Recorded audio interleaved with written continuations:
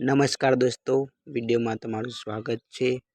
મિત્રો, આજના વિડીયોમાં આપણે જોવાના છે મિત્રો કે સુનિતા વિલિયમ્સ કેટલા પૈસા કમાય છે. त्या વિડીયોમાં આપણે જોવાના છે મિત્રો. તો વિડીયો છેલ્લે સુધી જોતા રહેજો મિત્રો.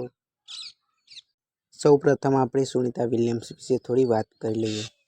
સુનિતા વિલિયમ્સ ભારતીય મૂળની અમેરિકન અવકાશયાત્રી હાલમાં આંતરરાષ્ટ્રીય અવકાશ મથક પર મિશનમાં છે.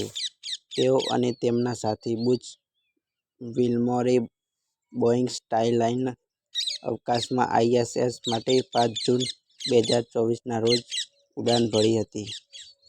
આ મિશન 8 દિવસનું હોવાની યોજના હતી, પરંતુ ટેકનિકલ સમસ્યાઓના કારણે તેઓ ISS પર વધુ સમય રોકાયા છે.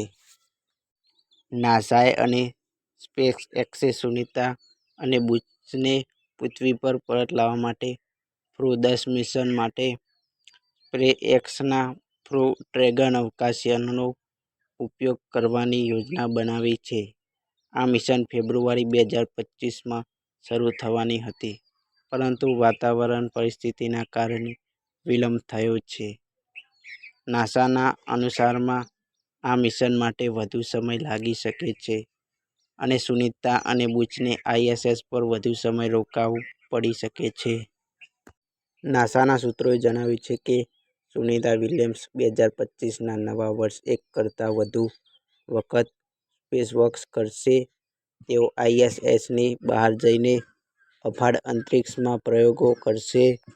સુનિતાએ તેના સ્પેસસૂટ નિરીક્ષણ પણ શરૂ કરી દીધું છે.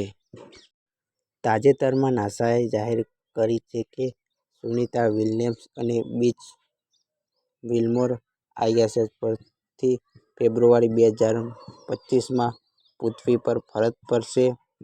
આ માટે સ્પેસએક્સના ક્રૂ ડ્રેગન અવકાશયાનનો ઉપયોગ કરવામાં આવશે. નાસાના ચીફ બિલ નેલ્સને મુજબ, સ્ટારલાઇનર અવકાશયાનની પ્રોપલ્શન સિસ્ટમને કારણે અવકાશયાત્રીઓને પરત લાવવું જોખમી બની શકે છે. તેથી ક્રૂ ડ્રેગનનો ઉપયોગ વધુ સુરક્ષિત વિકલ્પ છે. આથી સુનિતા વિલિયમ્સ અને બુચ વિલ્મોરની પૃથ્વી પર પરત ફરવાની પ્રક્રિયા ચાલુ છે અને નાસા અને તેના ભાગીદારો પરિસ્થિતિને ધ્યાનમાં લઈને યોગ્ય પગલાં લઈ રહ્યા છે. સુનિતા વિલિયમ્સ એ અમેરિકાની ખગોળશાસ્ત્રી અને વૈજ્ઞાનિક છે. તેમણે 2006 અને 2007માં અંતરિક્ષ યાત્રા પર જવાનો અવસર મેળવ્યો હતો. તેમણે પોતે 195 દિવસ, 5 કલાક અને 29 મિનિટ સુધી અંતરિક્ષમાં વિતાવ્યા. સુનિતા વિલિયમ્સે નાસા સાથે કારકિર્દી શરૂ કરી હતી અને 1998માં તે નાસાની અંતરિક્ષયાત્રી તરીકે પસંદ કરવામાં આવી હતી. તો મિત્રો, હવે આપણે જોઈએ કે સુનિતા વિલિયમ્સ અંતરિક્ષયાત્રીમાં કરવા જાય છે અને સુનિતા વિલિયમ્સનો પગાર કેટલો છે તે આપણે જોવાના છે મિત્રો.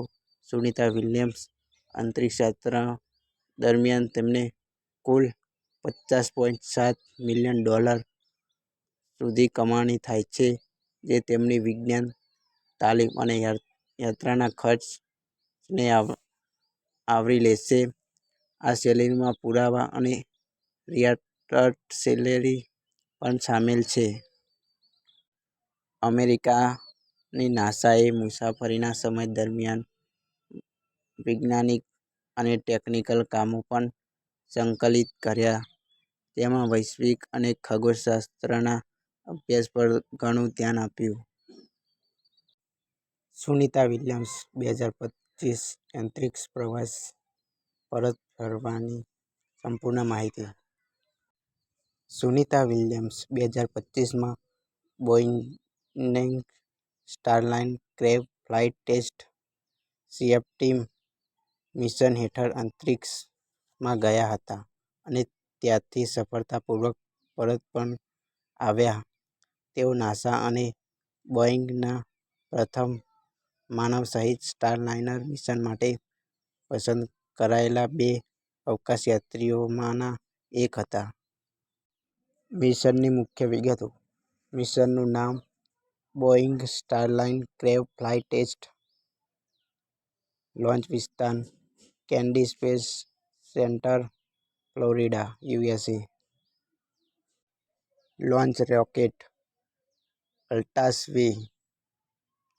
Unit Launch Alliance. યાનનું નામ બોઇંગ CST-100 સ્ટારલાઇનર. મિશનના સાથી બોચ વિલ્મોર, નાસા અવકાશયાત્રી. લક્ષ્ય ઇન્ટરનેશનલ સ્પેસ સ્ટેશન ISS. ઉદ્દેશ બોઇંગ સ્ટારલાઇનર અવકાશયાનનું પરીક્ષણ અને ISS પર રહેવા કામ કરવા માટે તેની ક્ષમતાઓ ચકાસવી. લોન્ચ અને અંતરિક્ષ યાત્રા બોઇંગ સ્ટારલાઇન કેનેડી સ્પેસ સેન્ટરથી સફળતાપૂર્વક લોન્ચ થયું. મિશન અંતર્ગત સ્ટારલાઇનરે ઇન્ટરનેશનલ સ્પેસ સ્ટેશન ISS સાથે ડોક કર્યું. સુનિતા વિલિયમ્સ અને બુચ વિલ્મોર ISS પર થોડા દિવસો રહ્યા. તેઓએ ISS પર વિવિધ વૈજ્ઞાનિક પ્રયોગો અને સ્ટારલાઇનર સ્નિગ્ધતાની ચકાસણી કરી. પૃથ્વી પર પાછા ફરવું: મિશન પૂર્ણ થયા પછી સ્ટારલાઇનર ISSથી અલગ થયું. અવકાશયાન પૃથ્વીની કક્ષામાં પ્રવેશ કરીને નિર્ધારિત લેન્ડિંગ સાઇટ તરફ આગળ વધ્યું. અવતરણ સ્થળ વાઇસેડન્સ missile range, New Mexico, USA. અવતરણની પદ્ધતિ બોઇંગ સ્ટારલાઇનર અવકાશયાનનો પેરાશૂટ અને એરબેગ સિસ્ટમની મદદથી સફળતાપૂર્વક પૃથ્વી પર લેન્ડિંગ કર્યું. નાસા અને બોઇંગના સ્ટાફે અવકાશયાત્રીઓનું સ્વાગત કર્યું. મિશનનું મહત્વ: બોઇંગ સ્ટારલાઇનર માટે પ્રથમ સફળ માનવસહિત ઉડાન. કોમેરિકલ ક્રાવ પ્રોગ્રામ હેઠળ નાસા અને બોઇંગ માટે એક મોટી સિદ્ધિ. ISS પર જતા અને ત્યાં કામ કરતા ભારતીય મૂળના સંશોધકોમાં સુનિતા વિલિયમ્સ એક મહત્વપૂર્ણ અવકાશયાત્રી બન્યા. આ મિશન દ્વારા બોઇંગ સ્ટારલાઇનર એક સફળ અવકાશયાન તરીકે સાબિત થયું, જે ભવિષ્યમાં વધુ અવકાશયાત્રીઓને ISS પર પહોંચવા માટે ઉપયોગમાં લેવાશે.